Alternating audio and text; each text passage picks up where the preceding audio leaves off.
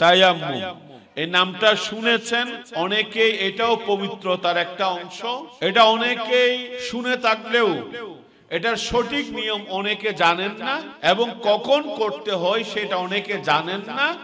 এই কারণে দেখা যায় এই ধরনের কোনো সমস্যা যখন হয়, অনেকে আছেন 5 ওয়াক্ত নামাজ পড়েন, কিন্তু এই ধরনের সমস্যার কারণে দেখা যায় তিনি নামাজ কালাম কি করেছেন, ছেড়ে দিয়ে। তাহলে দেখা যায় এখানে এই বিষয়টা সম্পর্কে আমাদের জানা নেই, আমাদের অজ্ঞতা আছে, যে কারণে একজন 5 ওয়াক্ত নামাজ পড়ার মানুষ দেখা যায় নামাজ ছেড়ে দিয়েছে। তাহলে সেখানে দেখবেন যে একজন মানুষ পানি ব্যবহার করতে পারছেন না। আমরা মানে অনেক সময় শুনে আসি যে তায়াম্মুম মানে শুধুমাত্র পানি না থাকলে তায়াম্মুম, পানি না থাকলে কি না, এটা হলো শুধুমাত্র পানি না থাকলে তায়াম্মুম, এই কথাটা ঠিক না। আমরা আমাদের মাঝে একটা শুধু ধারণা আছে যে পানি কি ব্যবহার, পানি না পেলে কি তায়াম্মুম, কিন্তু ইসলামের মধ্যে সেটা বলে না। ইসলামের মধ্যে বলে পানি পাওয়ার পরেও, পানি কি বলেন না, পানি এত দূরে বসাইছেন, ওনারা আমাকে শুনতে পাচ্ছেন কিনা, আমি শুনতে পাচ্ছি কিনা, বেশি অনেক দূরে, হ্যাঁ না, তারপর আমার সামনে না বসলে আমি কথা বলতে পারিনি, মাসালা মাসাইল তো অনেক দূরে। আচ্ছা যাক, একটু তারপর একটু কষ্ট করে শুনবেন, একটু আমার সাথে উত্তর দেওয়ার চেষ্টা করবেন, ঠিক আছে? আচ্ছা, আমাদের একটা ধারণা হলো পানি না পাইলেই কি তায়াম্মুম। হ্যাঁ, শরীয়তের একটা হুকুম আছে, পানি না পাইলে আপনি টোটাল চতুর্পার্শ্বে যদি 1 কিলোমিটার, 1 স্কয়ার কিলোমিটারের মধ্যে যদি আপনি কি না পান, পানি না পান, তাহলে আপনাকে বিকল্প ব্যবস্থা হিসেবে তায়াম্মুম করার অনুমতি আছে। এটা একটা। আরেকটা হলো, আরেকটা বললাম যে অনেক সময় পানি সামনে আছে কিন্তু আমি ব্যবহার করতে পারছি না, রোগের কারণে, অসুস্থতার কারণে। মনে করুন ওই যে বললাম কারো কি শরীরে ক্ষত আছে, হ্যাঁ, বা এই কোনো ব্যান্ডেজ আছে, কোনো শিলাই আছে, যে কারণে একজন কি করতে পারছে না, পানি ব্যবহার করতে পারছে না। তখন তিনি কি করবেন, কি করবেন বলেন? শব্দটা কি? তায়াম্মুম। শব্দটা কি? তায়াম্মুম। শব্দটা কি? তায়াম্মুম। এটা মনে রাখবেন, আমি পদ্ধতিটা পরে বলছি। এটা একটা। আরেকটা হলো, কোন ব্যক্তি দেখা যাচ্ছে পানি ব্যবহার করলে এমন কোন রোগ আছে, পানি ব্যবহার করলে রোগ বেড়ে যাওয়ার সম্ভাবনা আছে। রোগ কি? অথবা যে রোগটা আছে সেই রোগ থেকে সুস্থ হতে দেরি লাগতে পারে। মনে করুন একটা রোগ, এটা স্বাভাবিক 8-10 দিনে কি হয়ে যায়, সুস্থ হয়ে যায়, কিন্তু পানি ব্যবহার করলে সেটা দেখা যায় 2-3 মাসেও কি হবে না, সুস্থ হবে না।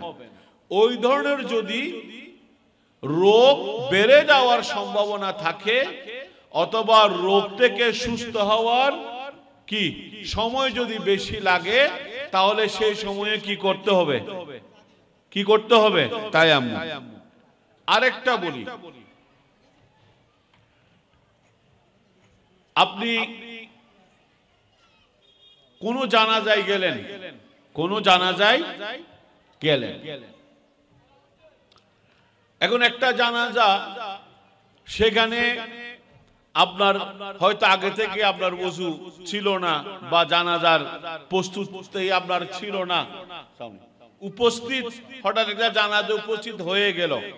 এখন আপনি যদি ওই পুকুরে যান অথবা মসজিদে যান ওযু করতে, ওযু করে আসতে জানাজা শেষ। কারণ একটা জানাজা হতে 1 মিনিটও লাগে না, 1 মিনিট সময় পুরোপুরি লাগে না, ধরে নিলে 1 মিনিট, 1 মিনিট তো আপনার পক্ষে ওযু করে আসা সম্ভব না।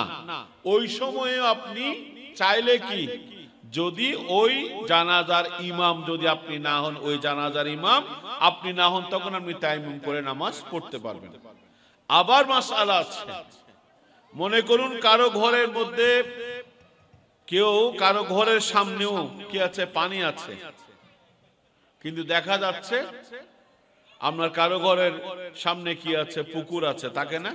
পুকুর থাকে, টিউবওয়েল থাকে, কূপ থাকে, কিন্তু দেখা যাচ্ছে সেই ওই পুকুর পাড়ে গেলে, পুকুরের ঘাটে গেলে কোনো হিংস্র কোনো জানোয়ার বসে তার উপর আক্রমণ করবে, কোন সন্ত্রাসী কি দাঁড়িয়ে আছে ঘর থেকে বের হলে তার উপর কি করবে? আক্রমণ করবে। এদিকে নামাজের সময় হয়ে গেছে, নামাজ সময় চলে যাবে, ওই সময় আপনি কি করতে পারবেন? তায়াম্মুম করতে পারবেন। ঠিক আছে, এই ধরনের কতগুলো কারণ আছে যে কারণে আপনাকে যখন আপনি ওযু করতে পারছেন না অথবা গোসল করতে পারছেন না, তখন আপনাকে কি করতে হবে? তায়াম্মুম করতে হবে। তায়াম্মুম কিভাবে করবেন? একদম সহজ, আপনার শিখতে 1 মিনিটও লাগবে না। শিখবেন তো? এটা দরকার আছে নাকি? এই যে কারণগুলো বলছিলাম, এটা শুধু নির্দিষ্ট কোন একজনের কথা বললাম, ওই ব্যক্তির ক্ষেত্রে এই ধরনের সমস্যা সবার হয় না। অনেকে আছেন, মনে করুন এই অসুস্থ, প্রচন্ড যখন শীত পড়ে তখন এই শীতের মধ্যে উনি ঠান্ডা পানি ব্যবহার করতে পারেন না, তাকে গরম পানি করে দেওয়ার জন্য কেউ নাই, অথবা কি গরম পানির সুযোগ তার কাছে নাই। এই জন্য আমরা ছোটবেলায় দেখতাম অনেক মুরব্বীরা তারা তাহাজ্জুদের নামাজ পড়তে উঠতেন শীতকালে, কি একদম ফজরের নামাজ পড়তে উঠতেন, তখন তারা মাটির পাতিল রাখতেন। মাটির কি দেখেছেন তো নাকি? কি মাটির পাতিল, ওই মাটির পাতিলের মধ্যে হাত দিয়ে তারা কি করতেন? তায়াম্মুম করতেন। তো তায়াম্মুম কিভাবে করবেন? সহজ, আসুন। তায়াম্মুমের ফরজ হলো 3টা। কয়টা? প্রথম হলো নিয়ত করা। প্রথম কি? নিয়ত। নিয়ত মানে একটা কথা খেয়াল রাখবেন, নিয়ত মানে আপনাকে নাওয়াইতু আন এইভাবে বলা এটা আবশ্যক না। শব্দ দুইটা একটু পার্থক্য আছে। আপনি নাওয়াইতু আন বলাটা মুস্তাহাব, এভাবে কি আরবিতে হোক বাংলাতে হোক মৌখিকভাবে নিয়ত করাটা মুস্তাহাব। কিন্তু কেউ যদি এভাবে মৌখিকভাবে নিয়ত নাও করে, অন্তরে যদি নিয়ত করে যে আমি কি ওযু করার সময় কি নিয়ত করি না, গোসল করার সময় নিয়ত করি না, করি কিনা? কি করি? যে আমি পবিত্রতা অর্জনের জন্য কি গোসল করছি, পবিত্রতা অর্জনের জন্য কি করছি? ওযু করছি। অনুরূপ ভাবে আপনি মনে মনে কি পবিত্রতা অর্জনের জন্য কি করছেন? তায়াম্মুম করছেন। ফরজ কয়টা বললাম? 3টা। কয়টা গেল? 1টা। তো এই জন্য নিয়ত মানে আপনি অন্তরে নিয়ত করবেন। ঠিক আছে? এবং নিয়তের ব্যাপারে একটু আমাদের অনেকের বেশি একটু বাড়াবাড়ি আছে, দুই পক্ষের আছে। এক পক্ষ বলে যে নাওয়াইতু আন এগুলো বলা বেদাত, এগুলো এক প্রকার জাহেল, এগুলো কোরআন হাদিস কিছু পড়ে নাই। নাওয়াইতু আন বলা এটা মৌখিকভাবে বলাটা মুস্তাহাব। ঠিক আছে? এটা নামাজের কোনো অংশ না, নিয়তের কোনো অংশ না, এটা আলাদা একটা সওয়াব। অনুরূপ ভাবে ওযুর ক্ষেত্রে, গোসলের ক্ষেত্রে, তায়াম্মুমের ক্ষেত্রে এটা মুখে বলা অতিরিক্ত একটা সওয়াব, মুস্তাহাব। ওইটা যদি কেউ মুখে নাও বলে তার নামাজ কি হয়ে যাবে, ওযু গোসল সবগুলো হয়ে যাবে। এমনকি একটা মাসালা মনে রাখবেন, আপনি নামাজ পড়তে গেলেন, মসজিদে গেলেন অথবা ঘরের মধ্যে, মসজিদ অথবা কি ঘরে, মনে করুন নামাজের ওয়াক্তটা জোহর, কি জোহর, আপনি মনেও আছে আপনি জোহর পড়ছেন, কিন্তু আপনি বললেন নাওয়াইতু আন উসাল্লি লিল্লাহি তাআলা আরবা রাকাতে সলাতিল আসর, সলাতিল আসর। আপনি মুখে কি বললেন? বলেন না আসর। আপনার নিয়তে কি? জোহর। ওয়াক্তটা কি? জোহর।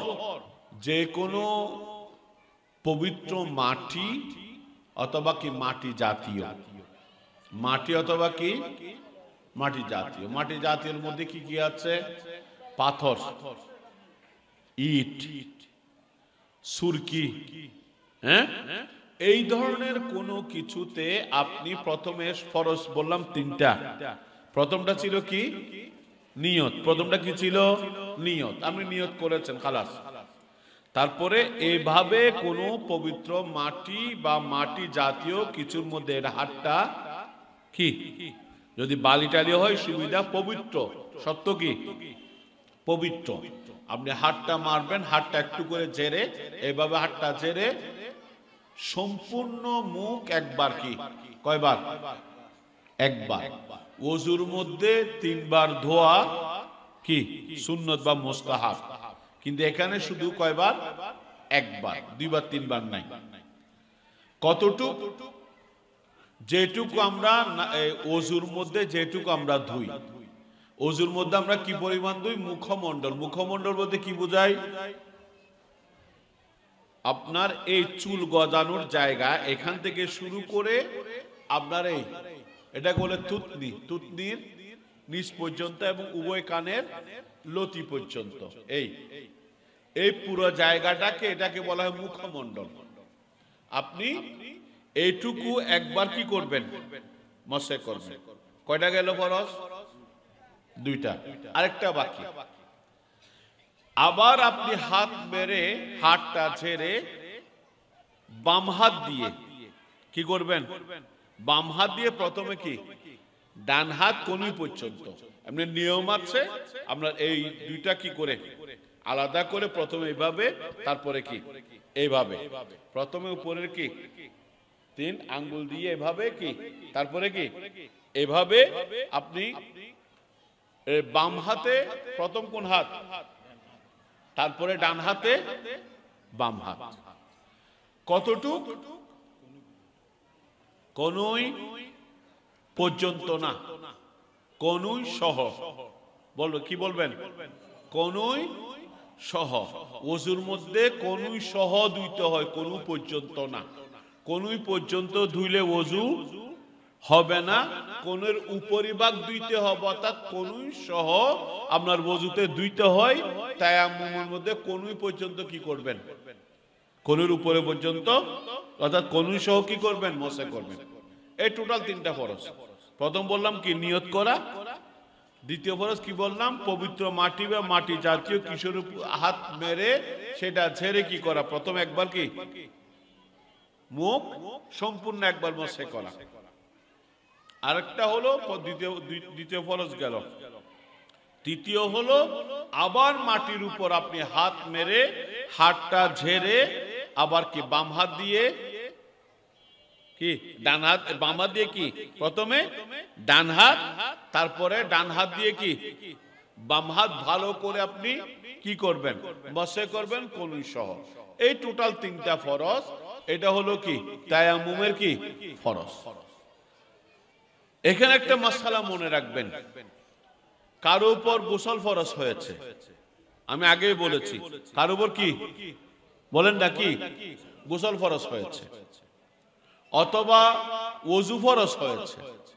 গোসল হোক ওযু হোক, 2টার জন্যই তায়াম্মুম। কারো উপর গোসল ফরজ হয়েছে, তিনি কি নানা কারণে গোসল করতে পারছেন না, পানি পাচ্ছেন না, অথবা কি পানি ব্যবহার করতে পারছেন না, আরো যে কারণগুলোর কথা বলেছি, সেই কোনোটাই করতে পারছেন না, তখন তিনি কি করবেন, কি করবেন, তিনি তায়াম্মুম করবেন ওযু এবং গোসল উভয়ের জন্য। এবং যতক্ষণ পর্যন্ত তিনি পানি ব্যবহার করতে সক্ষম হবেন না, যতক্ষণ পর্যন্ত পানি ব্যবহারে তিনি কি হবেন না, সক্ষম হবেন না, ততদিন পর্যন্ত বা ততক্ষণ সময় পর্যন্ত তিনি তায়াম্মুমের মাধ্যমে ফরজ নামাজ, কোরআন তেলাওয়াত, আরো যা যা এই আপনার পবিত্রতা শর্ত যে সকল ইবাদতের জন্য, সবগুলো ইবাদত তিনি এটা দিয়ে কি করতে পারবেন। এটা হলো তায়াম্মুম। এটা হলো আমাদের পবিত্রতা অর্জনের একটা অন্যতম মাধ্যম, যে মাধ্যমটা আমরা অনেকে জানি না, অনেকে জানি। এবার আরেকটা আসুন, গোসল। আমরা আরো 10 মিনিট আলোচনা করবো ইনশাল্লাহ, যদি সুযোগ হয় আসার পর আর কিছুক্ষণ আপনাদের সামনে আবার ইনশাল্লাহ নামাজ পড়ে আবার কিছুক্ষণ বসবো। আর যদি আমাদের পরবর্তী যিনি আছেন উনি চলে আসলে হয়তো আমি ছেড়ে দিব। দ্বিতীয় হলো কি বললাম, গোসল। গোসল কেন ফরজ হয় আমরা প্রত্যেকে জানি, এটা নতুন করে বলার প্রয়োজন নেই। পুরুষদের নারীদের গোসল কখন ফরজ হয় আমরা সকলে জানি, এটা হলো সকলের ক্ষেত্রে।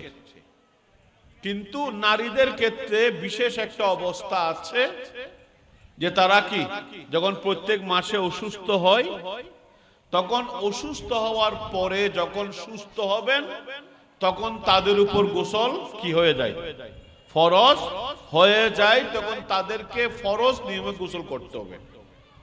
এখন গোসল আমরা প্রত্যেক দিন এমনি গোসল করি, একটা করি না প্রত্যেক দিন গোসল, এটা এক ধরনের গোসল। এটা হলো আমরা আমাদের শরীর কি পরিষ্কার পরিচ্ছন্ন করার রাখার জন্য, নিজে একটু ফ্রেশ পরিষ্কার পরিচ্ছন্ন থাকার জন্য আমরা প্রত্যেকদিন কি করি, গোসল করি। এটা একটা গোসল। এই ধরনের গোসলগুলো আপনি যে কোনো ভাবে করেন, কোনো সমস্যা নাই। আর কিছু গোসল আছে মুস্তাহাব, যেমন শবে বরাত, শবে কদর, আশুরা, এই ধরনের সময়গুলোতে কি করা, গোসল করা, এগুলো কি মুস্তাহাব। আর কিছু সময়ে গোসল করা সুন্নত, যেমন জুমার দিন, জুমার দিন গোসল করা কি সুন্নত। তারপর আপনার ঈদের দিন, দুই ঈদের দিন কি করা, গোসল করা, এগুলো কি সুন্নত। এছাড়া বাকি গোসলগুলো ফরজ বা ওয়াজিব, বাকি গোসল কি ফরজ বা ওয়াজিব। তো যখন একজন মানুষের উপর গোসল ফরজ হয়, বললাম এই নারী পুরুষ তারা এই তাদের উপর গোসল ফরজ হয়, কেন হয় আমরা সকলে জানি। এবং নারীদের বললাম বিশেষ একটা সময় আছে যখন তারা অসুস্থ হন, অসুস্থ হওয়ার পরে যখন সুস্থ হন তাদের উপর গোসল করা ফরজ। কিন্তু আপনি যখন ফরজ গোসল করবেন, আমরা সাধারণত প্রত্যেকদিন গোসল করি, সাধারণ গোসল আর ফরজ গোসলের মধ্যে কি আছে, পার্থক্য আছে।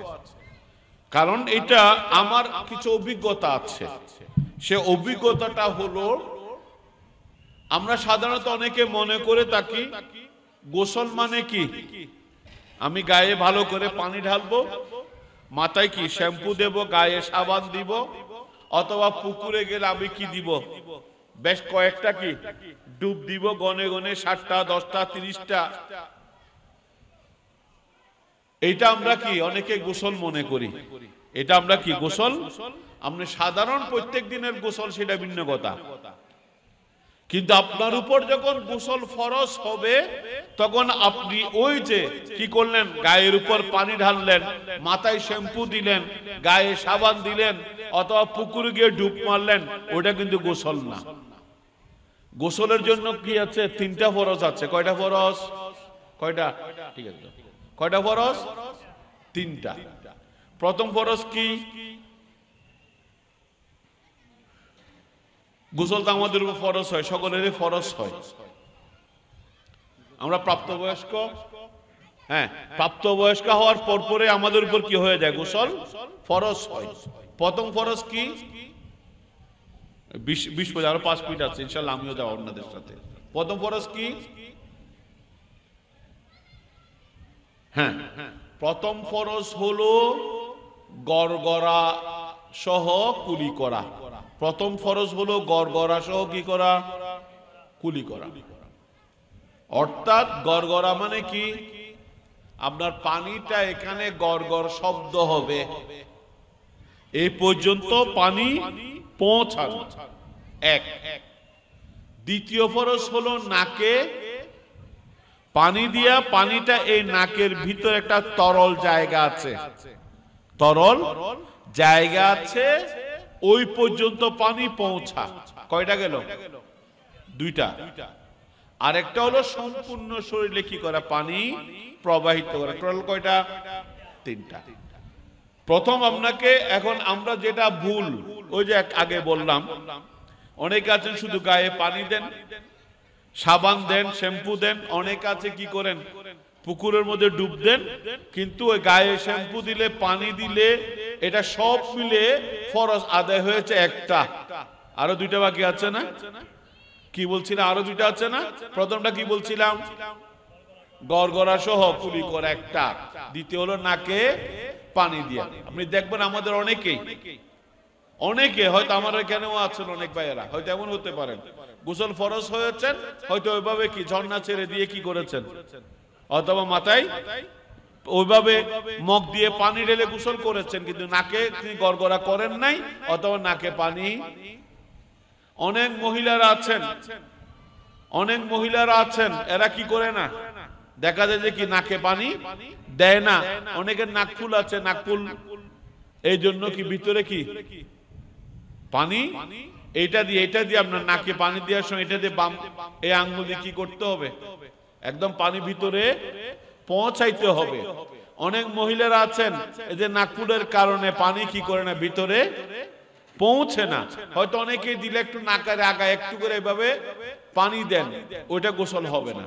অনেকে গড়গড়া করেন না, মুখের মধ্যে কুলি নিয়ে ফেলে দেন, ওইটাও কি হবে না গোসলের তিনটা ফরজ, এটা পরিপূর্ণভাবে আদায় করতে হবে। গড়গড়া পরিপূর্ণ করতে হবে, নাকেও পরিপূর্ণ পানি দিতে হবে। এই দুইটা দেওয়ার পর আরেকটা কি, সম্পূর্ণ শরীরে পানি দিয়ে। এই তিনটা হলো গোসলের ফরজ।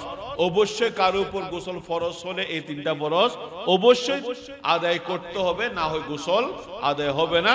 আপনি যখন গোসল করতে আপনি প্রস্তুতি গ্রহণ করবেন, প্রথম কাজ হলো উভয় হাত, একটু খেয়াল করবেন, উভয় হাত কি করবেন, এই কবজি হাতের কি একটু আমার দিকে তাকান। এই উভয় হাত প্রথমে কি হাতের কবজি পর্যন্ত কি ভালো করে কি করবেন, ধুইবেন। প্রথমে উভয় হাত কি করবেন, হাতের কবজি পর্যন্ত ঠিক ভালো করে ধুইবেন। ধোয়ার পরে আপনার লজ্জাস্থান ধুইবেন। লজ্জাস্থান ধোয়ার পরে শরীরের যদি কোনো জায়গায়, সুনির্দিষ্ট জায়গায় যদি কোনো নাপাকি লেগে থাকে, শরীরের সুনির্দিষ্ট কোনো জায়গায় যদি কি নাপাকি লেগে থাকে, তারপর ওই নাপাকিগুলো প্রথমে ধুয়ে ফেলবেন। তাহলে কি প্রথম কাজ হলো উভয় হাত কোনু পর্যন্ত প্রথমে কবজি পর্যন্ত ভালো করে আপনি ধৌত করবেন। তারপর আপনার লজ্জাস্থান ভালো করে ধৌত করবেন। তারপরে শরীরের কোথাও আপনার ময়লা লেগে থাকলে, নাপাকি লেগে থাকলে ওই জায়গাটা আপনি ধুইবেন। এরপরে আপনি নামাজের মতো ওযু করবেন। ওযু করবেন কি নামাজের জন্য যেভাবে ওযু করেন ওইভাবে ওযু করবেন। ওই নামাজের ওযুর মধ্যে, ওযুর ফরজ কয়টি? 4টি না? ফরজ কয়টি? একটু উত্তর দিন। ফরজ কয়টি? 4টি। প্রথম কি মুখ ধৌত করা, তারপরে কি উভয় হাত কনু সহ ধৌত করা, তারপরে মাথা মসে করা, তারপরে উভয় পা কি গোড়ালি সহ ধৌত করা। এই 4টা হলো ওযুর ফরজ। কিন্তু ওযুর ফরজের পাশাপাশি কিছু কি আছে? সুন্নত মুস্তাহাব আছে। আপনি ওযু করার সময় আপনি যখন ফরজ গোসল করবেন, প্রথমে যে 3টা কাজ বলেছি, এই 3টা কাজ করার পরে আপনি ওযু করবেন। ওযু করতে গেলে প্রথম আপনি কি করবেন? গড়গড়া সহ কি করবেন? কুলি করবেন। গড়গড়া সহ যখন আপনি কুলি করবেন, এখানে আপনার ওই যে গড়গড়া করা যে ফরজ সেটাও কি আদায় হয়ে যাবে, সাথে সাথে আপনার কি সুন্নত আদায় হবে। তারপর আপনি কি করবেন? নাকে পানি দিবেন। নাকে পানি দেওয়ার পরে তারপর কি আপনি মুখ ধুইবেন এবং উভয় হাত কনু সহ ধুইবেন। ধোয়ার পরে মাথা মসে করবেন। তারপর আপনি পা এখনো ধুইবেন না। পা কখন ধুইবেন? একদম কি গোসল থেকে বের হয়ে, বাথরুম থেকে বের হওয়ার সময়, অথবা যেখানে গোসল করেছেন সেখানে যদি পানি জমা পানি থাকে, ওই জায়গা থেকে উঠার পরে আপনি পা ধুইবেন। প্রথম ওযু করার সময় আপনি পা ধুইবেন না। তারপর আপনি কি করবেন? গোসল করবেন। গোসল কিভাবে করবেন? ডান দিকে প্রথম শুরু, প্রত্যেক কাজ যে কোনো কাজ শুরু করতে হয় কোন দিক থেকে? একটু কোন দিক থেকে বলুন? ডান দিক থেকে। সব কাজ, যতগুলো ভালো কাজ আছে। এজন্য হাদিসের মধ্যে আছে কানা রাসূলুল্লাহ সাল্লাল্লাহু আলাইহি ওয়াসাল্লাম ইউহিব্বুত তায়াম্মুনা ফিল উমুরি কুল্লিহা। আল্লাহ রাসূল সাল্লাল্লাহু প্রত্যেক কাজে ডান দিক থেকে শুরু করা কি করতেন? পছন্দ করতেন। এই জন্য আমরা এই জুতা ধুইব, আমরা জুতা পরব, সেটাও আমরা প্রথমে ডান পা জুতা পরিধান করার সময় প্রথমে কি বলুন? একটু একটু আপনাদের মনোযোগ চাই। প্রথমে কি? ডান, তারপরে বাম পা। খোলার সময় প্রথমে,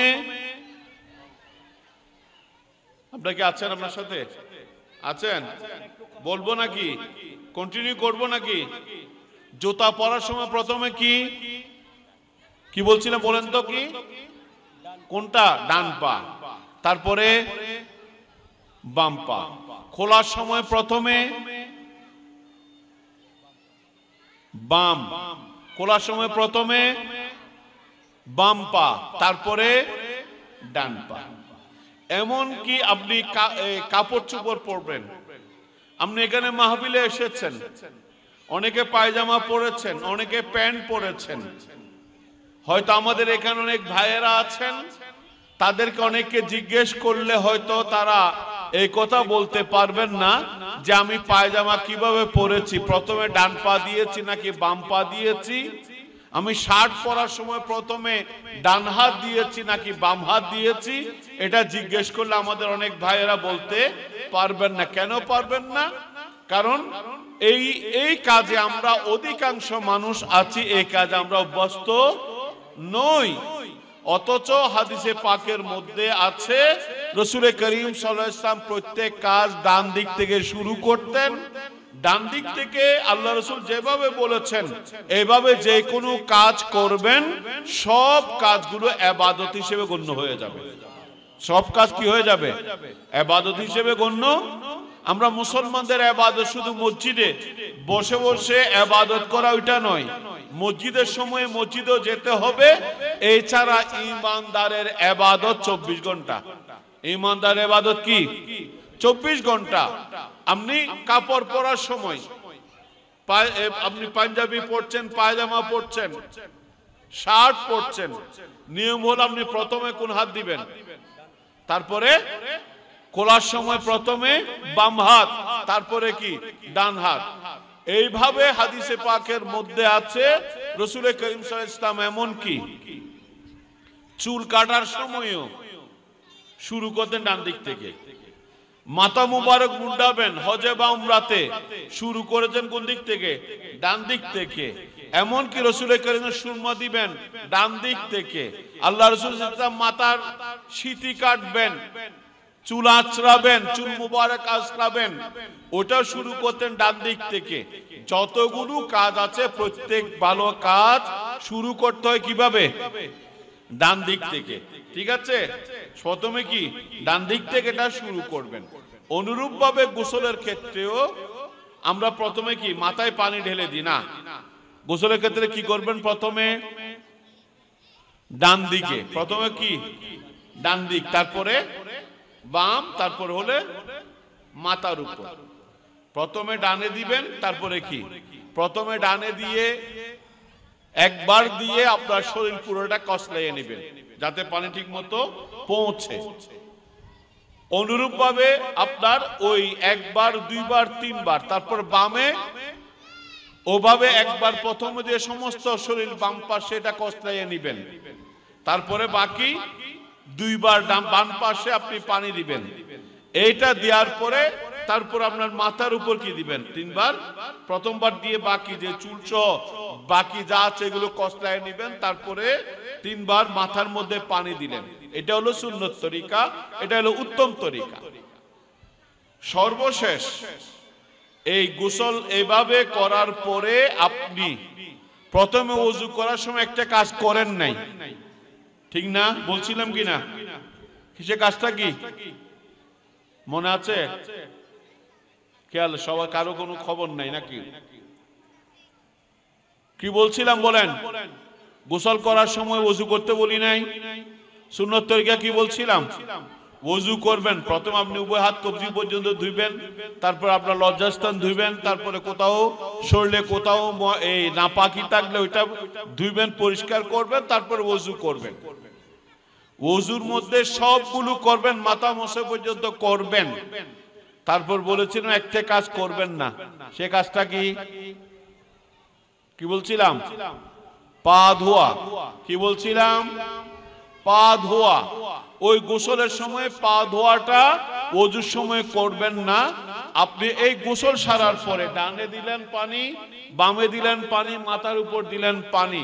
এই ডানে বামে মাথার উপর পানি দেওয়ার পরে আপনি বাথরুম থেকে বের হওয়ার সময়ে, গোসলখানা থেকে বের হওয়ার সময়ে, অথবা অন্য যে জায়গায় আপনি গোসল করছেন ওখান থেকে শেষ করার সময়ে আপনি পা ধুয়ে তারপর আপনার বাথরুম থেকে বের হবেন। ঠিক আছে? সবাই কি বুঝাচ্ছেন? হ্যাঁ, এগুলো সবাই বুঝাচ্ছেন তো নাকি? আচ্ছা, তাহলে এটা হলো সুন্নত তরিকা। সাধারণত আপনার ফরজের পাশাপাশি আপনার সুন্নত আদায় হয়ে যাবে গোসলের মধ্যে। কিন্তু গোসলের মধ্যে কিছু জিনিস খেয়াল রাখতে হবে।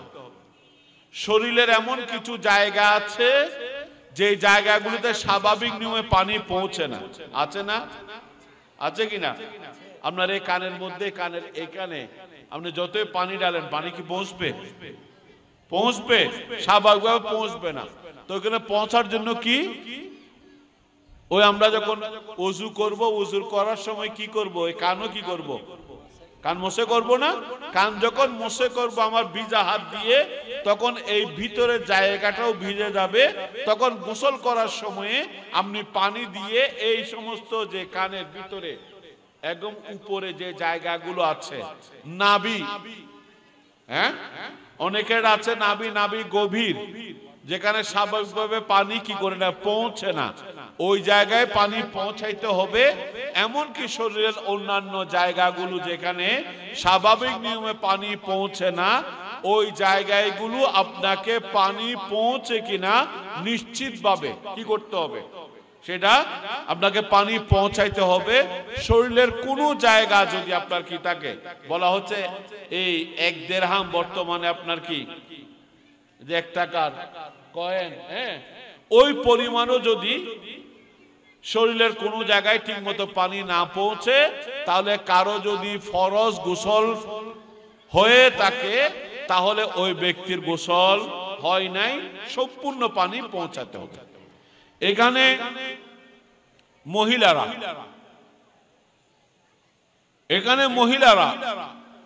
অনেক মহিলারা আগে বলেছি যে ঠিক মতো নাকে পানি দেন না। অনেকের নাকফুল আছে, নাকফুলের কারণে নাকের ভিতরে পানি পৌঁছে না। এটা নিশ্চিত করতে হবে নাকের ভিতরে পানি যাতে পৌঁছে। প্রয়োজনে নাকফুল খুলে ফেলতে হলে নাকফুল খুলে তারপরও পানি পৌঁছানো কি করতে হবে, নিশ্চিত করতে হবে। কারো আংটি থাকলে আংটিও কি করতে হবে, নাড়াচাড়া করে এখানে পানি পৌঁছেছে কিনা সে নিশ্চিত হতে হবে। এবং মহিলা যারা আছে, যারা শুনছেন, অথবা আমরা পুরুষ যারা আছি, আমাদের যে স্ত্রী, মা বোনেরা, মেয়েরা যারা আছে, তাদেরকে আমাদেরকে এটা জানিয়ে দিতে হবে। সেটা হলো নেইল পালিশ। নেইল পালিশ চিনেন তো নাকি? চিনেন নাকি? নেইল পালিশ, নেইল পালিশটা এটা এমন একটা রং যেটা নখে দেওয়ার পরে উপরে একটা কি আবরণ পৌঁছে যায়, ঠিক না? একটা কি হয়, আবরণ থেকে যায়। এখানে আপনি যতই পানি দেন না কেন ভিতরে পানি পৌঁছবে না। এই কারণে নেইল পালিশ ব্যবহার করলে গোসল হবে না। সোজা কথা। কোন মহিলা যদি কি দেয়, মেহেদি পড়তে পারে, মেহেদি সমস্যা নেই। মেহেদি এটা কি একটা রং যেটা রস থেকে হয়, এটা কোনো সমস্যা নেই। কিন্তু যে নেল পালিশ আছে, হ্যাঁ, এইভাবে নেল পালিশ অনেকে শরীরের মধ্যে ট্যাটু লাগায়। ট্যাটু চিনেন? হ্যাঁ, ট্যাটু ওই যে উল্কি বলে, এটাকে কি বলে? উল্কি বা ট্যাটু বলে, যে শরীরের অনেক জায়গায় কি করে রং দিয়ে কি করে এই ইয়া করে, ওই বিভিন্ন ধরনের কারুকার্য করে। এমনিতে ট্যাটু লাগানো হারাম মহিলাদের জন্য, পুরুষ মহিলা সবার জন্য কি ট্যাটু লাগানো হারাম। বুখারীর হাদিস আছে হারাম। এবং যারা এভাবে ট্যাটু লাগায় সেখানে রঙের কারণে, রং এভাবে যদি গাঢ় হয় তাহলে গোসল করলে হবে না। নেল পালিশ দিলে কি গোসল করলে হবে না। ওই নেল পালিশ গুলো রিমুভ করতে হবে, রিমুভ করে তারপরে গোসল করতে হবে, তারপরে ওযু করতে হবে। নেল পালিশ নখে থাকলে গোসলও হবে না, ওযুও কি বুঝতে পারছেন নাকি? গোসলও হবে না, ওযুও হবে না, এটা খেয়াল রাখবেন। কোন মেয়েরা বা মহিলারা যদি নেল পালিশ দিতে চায় সমস্যা নাই, কিন্তু সেটা যখন তাদের নির্দিষ্ট একটা সময়, যখন তাদের নামাজ পড়তে হয় না, সেই সময়ে তারা চাইলে নেল পালিশ ব্যবহার করতে পারবে। অন্যান্য সময়ে নেল পালিশ ব্যবহার করার অনুমতি নাই, কারণ নেল পালিশ ব্যবহার করলে ওই মহিলার ওযুও হবে না, গোসলও হবে না, পানি ওই জায়গায় পৌঁছবে না, এই কারণে ওযুও হবে না, কি বলছি, গোসলও হবে না। এই জন্য যে সমস্ত মহিলারা শুনছেন তাদেরকে বলছি, সাথে সাথে আমাদের যে পুরুষ ভাইয়েরা যারা আছেন তাদেরকেও বলছি, এটা আপনাদের দায়িত্ব যাতে জানিয়ে দিয়া যে তারা যাতে এই ধরনের কোন নেল পালিশ ব্যবহার না করে। এবার আসুন আর কয়েক মিনিট, একটা হলো আপনার শরীরে কোন জায়গায় যদি নাপাকি পৌঁছে, আপনি সেটা আগেই বলেছি, গোসলের সময়ে, গোসলের আগেই আপনার ওই ময়লা নাপাকিটা আগে পরিষ্কার করে ফেলতে হবে। যদি ওইটা আপনি আগে পরিষ্কার না করেন, ওইভাবে গায়ে পানি ঢেলে দেন, তাহলে ওই নাপাকিটা শুধু ওই জায়গায় থাকবে না, সমস্ত শরীরে কি হয়ে যাবে, নাপাকিটা ছেয়ে যাবে। এই কারণে প্রথম নিয়ম হলো ওই নাপাকিটা পরিষ্কার করা। অনুরূপ ভাবে আমরা যখন কাপড় চোপড় যখন ধুই, সেখানে যদি কোনো নাপাক কাপড় থাকে, যদি নির্দিষ্ট কোনো জায়গায় নাপাকি থাকে, তাহলে কাপড়টা ধোয়ার আগে ওই নাপাকি জায়গাটা আগে পবিত্র করে নিতে হবে, পরিষ্কার করে নিতে হবে। সেটা যদি বা কোন জায়গায় সুনির্ধারিত ভাবে যদি না থাকে, সেই ক্ষেত্রে আমরা কি করি, অনেক কাপড়গুলো ধোয়ার সময় খেয়াল করবেন, এটা খেয়াল করবেন, আমরা কাপড় ধোয়ার সময় অনেকগুলো কাপড় চোপড় একসাথে বালতিতে ভিজাতে দিই না, অনেকগুলো কাপড় চোপড় একসাথে ওয়াশিং মেশিনে দিয়ে দিই।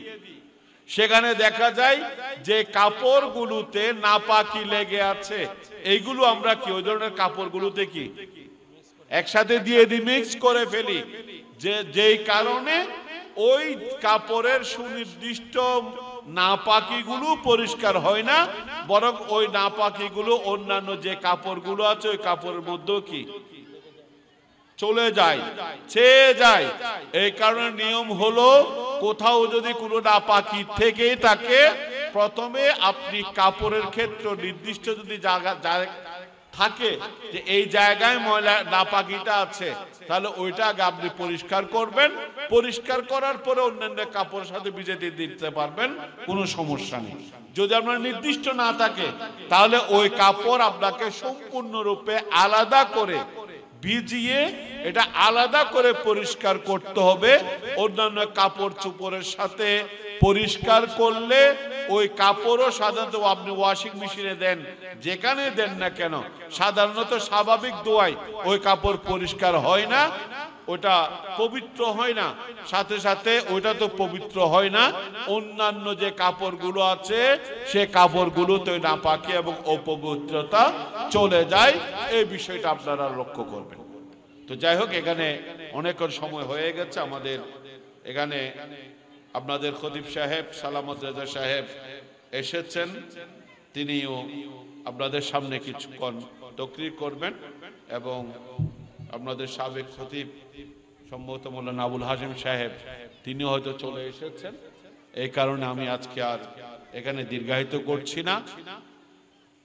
আশা করছি আপনারা যে কয়েকটা মাসআলা মাসাইল আপনারা শিখেছেন, এগুলো আপনারা আপনাদের জীবনে এই বিষয়গুলো গুরুত্ব দেওয়ার চেষ্টা করবেন। এটা এমন বিষয় যেটা কোনো ঐচ্ছিক বিষয় না, যে না করলেও চলে, কি আপনার কি না করলেও চলে, না জানলেও চলে, এই ধরনের কোনো বিষয় নয়।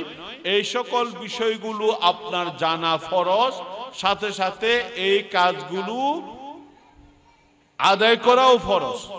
অন্যথায় আপনি যদি পবিত্র না হন,